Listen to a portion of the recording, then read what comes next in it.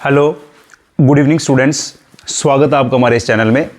जैसा कि मैंने आपको बताया था कि आज हम ऑप्टिक्स चैप्टर के प्रीवियस ईयर न्यूमेरिकल स्टार्ट करने वाले हैं और जिसमें स्टूडेंट्स को काफ़ी ज़्यादा प्रॉब्लम आती है, तो उसी चीज़ को देखते हुए आज से एक सीरीज स्टार्ट कर रहे हैं जिसमें हम ऑप्टिक्स के जो सबसे डिफ़िकल्ट पार्ट है, ऑप्टिक्स फिज़िक्स का क्लास 12th का, जो बच्चों के लिए काफ़ी डिफ़िकल्ट रहता है, तो ऑप्टिक्स के हम न्यूमेरिकल स्टार्ट कर रहे हैं।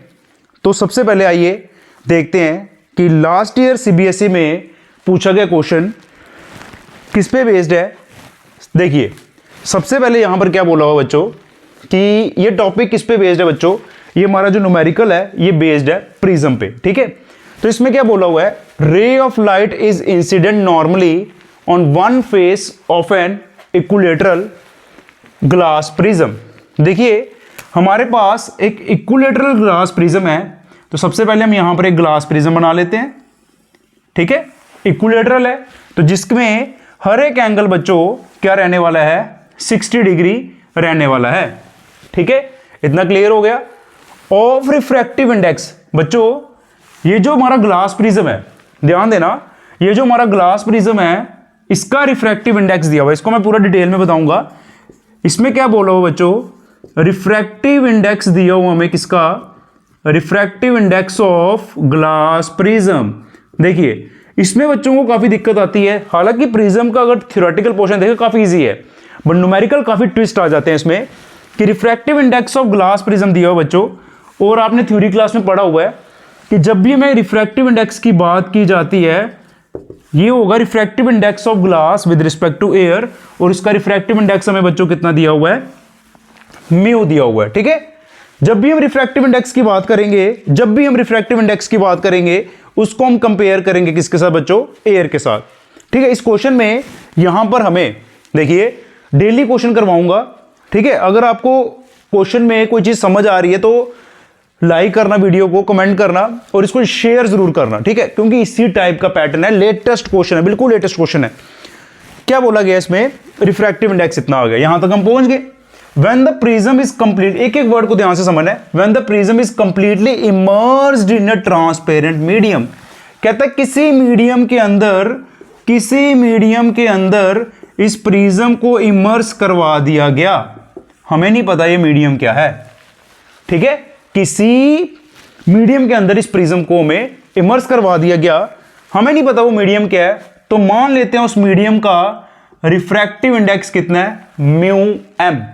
ठीक है, इसका रिफ्रैक्टिव इंडेक्स कितना है, mu M. It is observe that the refracted ray just grazed the adjacent face.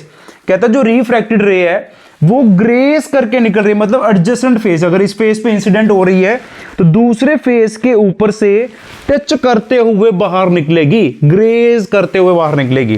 तो देखिए रे कैसे फॉल कर रही है, पहले ये वर्ड भी हम सर्कल करेंगे, कैसे फॉल कर रही है बच्चों, नॉर्मली। तो करते हैं स्टार्ट इसको। यहां से रे ऑफ लाइट आई, वो 90 डिग्री पे यहां पर बच्चों फॉल कर रही है, और 90 डिग्री पे अगर वो रे आ रही है तो वो एज इट इज चले जाएगी, अपना पाथ चेंज नहीं करेगी। यहां तक पहुंच गए हम लोग। ठीक है, अगर हम इसमें देखें बच्चों, अगर ये एंगल, अगर हम बात करें, अगर ये एंगल हमारा 90 है बच्चों, तो ये एंगल भी हमारा 90 ही रहने वाला है, और 90 और 60 बच्चों ये हमारा हो गया 150 डिग्री। और ये जो एंगल होगा बच्चों, ये कितना आ जाएगा हमारा, 180 में से माइनस करेंगे तो ये एंगल आ जाएगा हमारा 30 डिग्री, एंगल सम प्रॉपर्टी लगाने के बाद। अब यहां पर बच्चों हमारा ये आ गया नॉर्मल। ठीक है, क्योंकि रिफ्रैक्शन हो रही है, लाइट एक मीडियम से दूसरे मीडियम में जा रही है, तो ये होगा। और इसने क्या बोला है कि रिफ्रैक्टेड रे बच्चों इसमें ग्रेज करते हुए आई। देखो, एक चीज तो बच्चों इससे क्लियर हो गई कि हमारा जो ग्लास है बच्चों वो कैसा मीडियम रहने वाला है, डेंसर मीडियम रहने वाला है। क्यों, क्योंकि लाइट जो है बच्चों ये डेंसर है ना, और ये नॉर्मल से दूर जा रही है। ऐसे बोला ना इसने कि लाइट ऐसे, रे ऐसे करके निकली अलोंग द पाथ, मतलब जो उसका फेस है उसके फेस के ऊपर से ग्रेज करते हुए बाहर की तरफ रे, हमारी ये वाली रे जो है बाहर की तरफ आ गई। ठीक है, अब देखिए ये जो एंगल है बच्चों, इंसिडेंट रे हमेशा किसके साथ एंगल बनाएगा, ये हमारे नॉर्मल के साथ। अगर ये बच्चों 30 है तो ये कितना होगा एंगल, ये एंगल हमारा बच्चों क्या रहेगा 60 डिग्री। ठीक है, उम्मीद करता हूं ये चीज क्लियर हो रही होगी आपको। ये एंगल बच्चों क्या रहने वाला हमारा 60 डिग्री। तो ये हमारा एंगल यहां पर हमारा मान लेते हैं ये एंगल है 60 डिग्री आई। और क्या बोला गया हुआ इसमें क्या बोला गया हुआ हमें कि अगर ये एंगल हमारा ठीक है अगर ये एंगल हमारा 60 है तो बच्चों ये रे इस तरह से ग्रेज करते हुए निकली, तो ये एंगल कहता है इसके साथ ग्रेज करते हुए बाहर की तरफ आ रही है बच्चों। और ये एंगल बच्चों हमारा कितना रहेगा 90 डिग्री।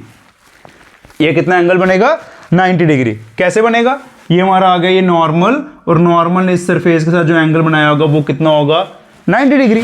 ठीक है, अब क्वेश्चन क्या हमारा हमने बताना है बच्चों कि ये जो हमारा मीडियम है इस मीडियम का रिफ्रैक्टिव इंडेक्स कितना है। ठीक है, काफी अच्छा क्वेश्चन है। एक क्वेश्चन ही नहीं है ये, इसमें एक क्वेश्चन के अंदर ही काफी सारे क्वेश्चंस हैं। एक ये आ सकता है, अभी हम करेंगे इसके बाद भी कि इसका पाथ कैसा होगा। ठीक है, कैसे जा रहा है। तो एक चीज तो हमें पता लग गई कि ये हमारा इसके विद रिस्पेक्ट रेयरर रहने वाला है। ठीक है, तो सबसे पहले अगर मैं इस पॉइंट को नाम दे देता हूं, इस पॉइंट को नाम दे देता हूं P। ठीक है, तो बच्चों हम ना स्नेल्स लॉ अप्लाई करते हैं, apply Snell's law at P। ठीक है, स्नेल्स लॉ अप्लाई करते हो बच्चों बड़े ही इजी तरीके से याद रखना, साइन आई के सामने हमेशा आई के सामने उसका मीडियम रिफ्रैक्टिव इंडेक्स लेना होता है बच्चों जहां लाइट जा रही है। तो यहां पर आएगा mu M divided by sine R, और आर के सामने क्या आएगा बच्चों जहां से लाइट आई, और ये क्या है बच्चों म्यू जी। ये आ जाएगा बच्चों हमारा रिफ्रैक्टिव इंडेक्स ऑफ ग्लास। यहां पर अगर हम बात करें बच्चों आई हमें एंगल कितना है 60 डिग्री, और आर क्या रहने वाला हमारा 90 डिग्री। अब ये हमारा मीडियम, देखो किसी भी मीडियम को अगर हमने कंपेयर करना, देखो रिफ्रैक्टिव इंडेक्स हमने किसका निकालना है मीडियम का। हम इसको ऐसे भी लिख सकते हैं refractive index of medium with respect to air, या फिर इसको ऐसे लिख सकते हैं refractive index of glass with respect to air. और बच्चों एक चीज याद रखना, दो basic value, glass with respect to air क्या रहता है 3/2, और water with respect to air क्या रहता है 4/3। ये बच्चों तुम लोगों को वैल्यू याद रहनी चाहिए। हालांकि इस क्वेश्चन में तुम्हें गिवन दिया हुआ है कि glass with respect to air को उसने रिप्लेस किया हुआ किससे, म्यू से। किससे रिप्लेस किया हुआ है म्यू से, तो इसको हम रिप्लेस कर देंगे म्यू से। तो यहां पर क्या आएगा refractive index of medium with respect to air into mu. जी हाँ, एक एक चीज को नोट करना, जो जो चीजें मैं बता रहा हूं, जो जो चीजें मैं क्लास में बता रहा हूं बच्चों, इसको एक एक चीज को नोट करना और तुम्हारा कंसेप्ट बिल्कुल क्लियर हो जाएगा। अगर किसी और टॉपिक से रिलेटेड कोई भी टॉपिक ऑप्टिक्स का कहीं पर भी दिक्कत आ रही है मुझे बताइए, मैं आपको क्लियर करूंगा। ठीक है, यहां तक क्लियर है। जैसे कि अगर मैं यहां पर इसको यहां पर ले जाता हूं, साइन 60 बच्चों हमारा रहता है √3/2, और साइन 90 बच्चों क्या रहता है हमारा 1 इक्वल्स टू, हमने इस मीडियम का रिफ्रैक्टिव इंडेक्स निकालना है तो इसको म्यू एम ही रहने देते, या mu M with respect to air, या फिर सिंपली म्यू एम भी लिख सकते हैं। तो और इसका है म्यू, तो म्यू एम जो है बच्चों वो कितना आएगा √3/2 इंटू म्यू। क्लियर हो गया। अब मैंने बच्चों आपको बोला था, मैंने आपको बताया कि इसका रिफ्रैक्टिव इंडेक्स कम रहने वाला है। पहले ही मैं आपको ये बता चुका था कि इसका रिफ्रैक्टिव इंडेक्स कम रहने वाला है। देखिए 1.7 की अगर बात करूं बच्चों √3 की, ये आता है 1.732 divided by 2 into mu is equals to mu M. अगर बच्चों इसको डिवाइड करोगे तुम लोग इसकी वैल्यू 0.8 कुछ रहेगी। ठीक है, तो 1.7 को डिवाइड कर लो तो 0.8, दैट मीन्स डिनोमिनेटर बढ़ा ना, वैल्यू को अगर हम साइड पे रखें तो डिनोमिनेटर बढ़ा है, तो ऑब्वियसली ये वैल्यू क्या आएगी 1 से छोटी रहेगी।